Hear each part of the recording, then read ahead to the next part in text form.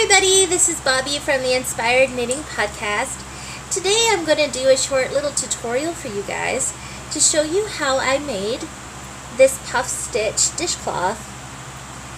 So earlier this week I had made one and I had posted it to Instagram, and I had a lovely subscriber send me a message and ask me what pattern I had used. Well, it's just a pattern that I made up myself, and it's super easy and super simple.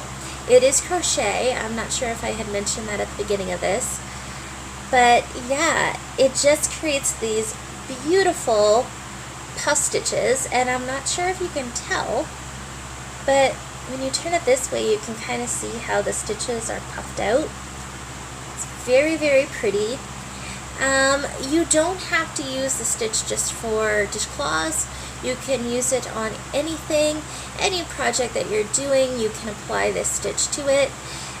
Something else that I love using this stitch for in particular is baby blankets. It's just a very quick and easy stitch to memorize, and it creates such a beautiful blanket and fabric. It is just so nice and classy. So yeah, I'm going to be teaching you how to do this. What you're going to need for this tutorial is about a 50-gram ball of cotton of your choice. This is the Handicrafter Cotton by Burnett in the Natural Stripes colorway, just in case you're curious. I really love their self-striping ones. If you want another brand or would like me to recommend another brand, I have used Knit Picks Dishy a lot. That's another great one. And if you're wanting something a bit softer, say for a face cloth or a washcloth, I would suggest using the Knit Picks Shine Worsted. I have slightly sensitive skin, and the Handicrafter and the Dishy, they're wonderful cottons, but they have a slightly rougher texture to it, which is common. The Shine Worsted, though, is a Pima cotton blend, so it's already soft to begin with, and once it is wet, it's even more softer, so it's not as harsh on your skin.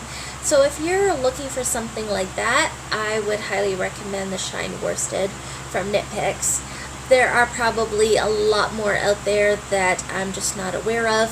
These are just the ones that I commonly use and I know, so I'm just going to mention those ones. So yeah, grab yourself a 50-gram skein of cotton and your desired crochet hook. Typically you would use about a 5mm crochet hook on a dishcloth. I'm going to be using a 5.5, but you can use anything you want. So grab your cotton, grab your hook, and let's get crocheting. Okay, so now I'm going to go over the materials that we're going to need for this tutorial. I've already given you some recommendations in the introduction, but I'm just going to show you what I'm using for the purposes of this tutorial. So I've just picked out a skein of Burnett Handicrafter cotton. I got this at my local Michael's store, and I'm going to be using the swimming pool colorway, which is this lovely ball right here. Very pretty. I have caked it prior to doing this tutorial just because I love caking my skeins up before I start a project. I find that it's much easier to work with. So, as I said in the introduction, I will be using a 5.5mm hook, but you can use whichever one that you choose to. So let's get started. Now, one thing I'm going to mention before I start, I'm going to assume that you already know how to crochet. If you do not, I would highly recommend that you go over and check out the Crochet Crowd. Mikey has some wonderful tutorials on how to get you started and all your basic stitches and much more. So if you're interested in checking that out, I would head over there before starting. So let's get started. I'm going to do my slip knot first. Now, the puff stitch is created with a multiple of 3 stitches plus 2. Now, for the dishcloth that I shared with you, I cast it on 26 stitches and then added my 2. So you can do that or whichever you like. I am just going to do a sample for the tutorial. So just cast on 26 stitches or however many you prefer.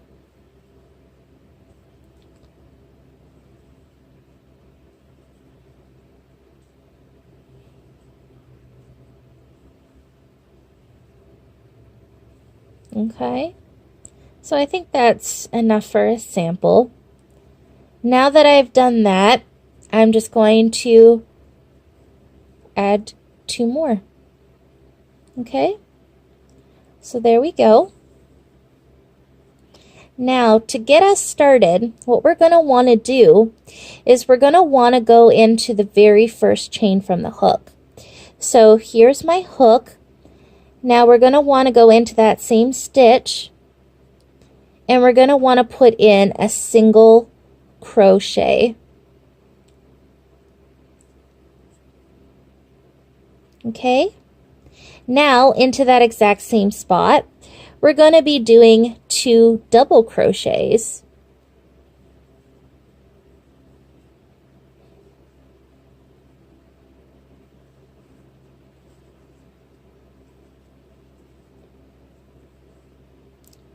Like so. And there's our first puff stitch. So now what we're going to want to do is skip 2 chains. So here's my first one. Here's the second one. Now here's the third stitch. Now I'm going to go in and I'm going to do the same thing. So I'm going to be putting 1 single and 2 doubles in the exact same space.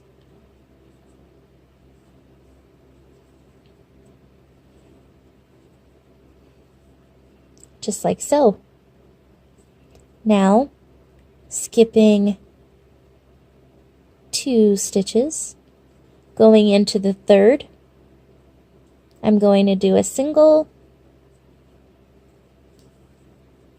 and 2 doubles.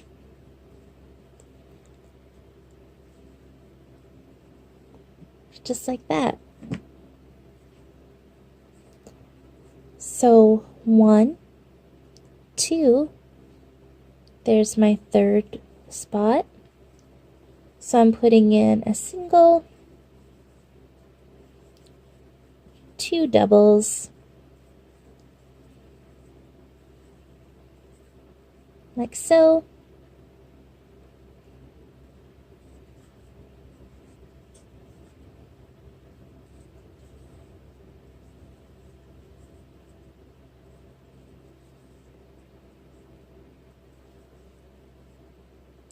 Just like that. Now you're going to be doing that all the way across your row. When you have completed, you're going to end up with 1 stitch left. So once you get to that point, we'll continue. Now I've come to the end of my row, and this is what it looks like so far. So here is my 1 stitch left. All we are going to do is go in and do a single crochet. That's all. This is how you're going to be ending each and every row. Every time you get to that last stitch, you're just going to put a single crochet in it. So now I'm going to chain up 2 and turn my work. Now row 2 is where the magic starts to happen. By doing this row, we're really going to be puffing out this bottom set of stitches here. So what we're going to do is we're going to be working into that single crochet spot that we created on the previous row. So here's our chain 2 that we just created. Here's our first double crochet, our second double crochet, and here's that single crochet from the previous puff. What we're going to be doing is putting in our single crochet and 2 double crochets into this spot here. So I'm going to go ahead and do that.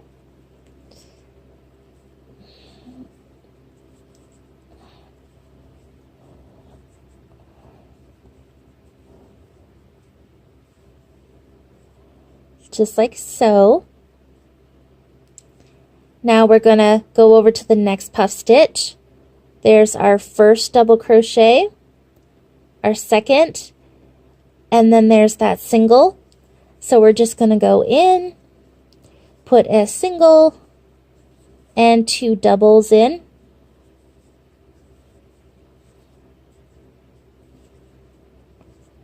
Just like that. Now moving over to the next one, find that single crochet spot and create your puff stitch. Now you're going to be doing that all the way across your row.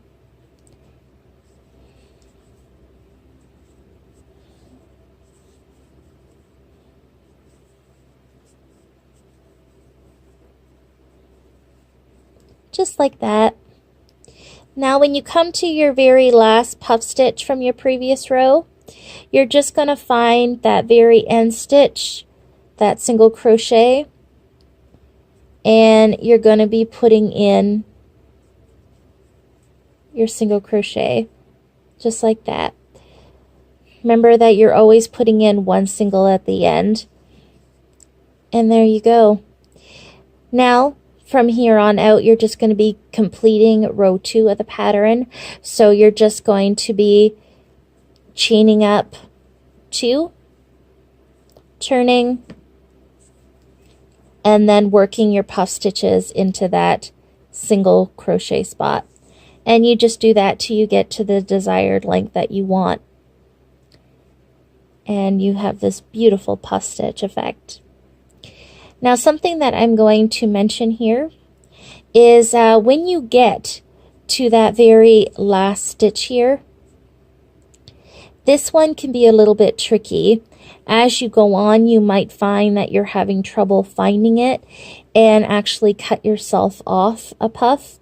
I have done this many times.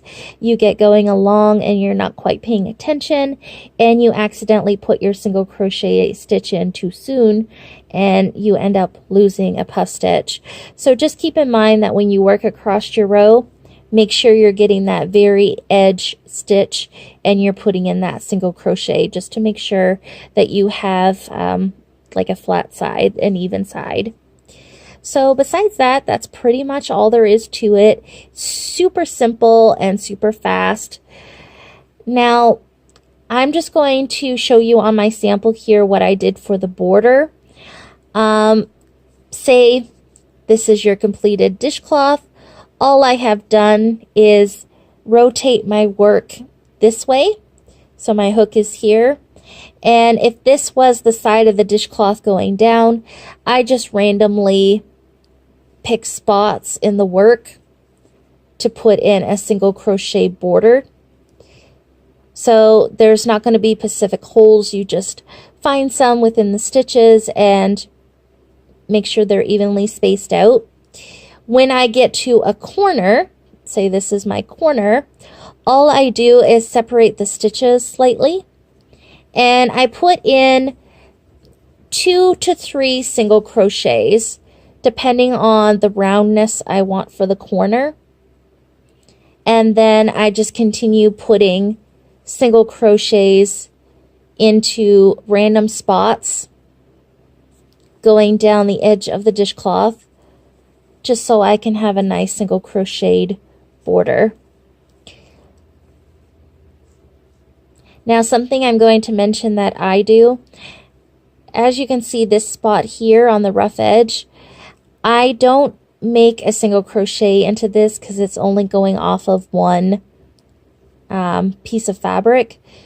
I like to go in between stitches just so that it gives a nicer effect and it's also a lot more sturdier.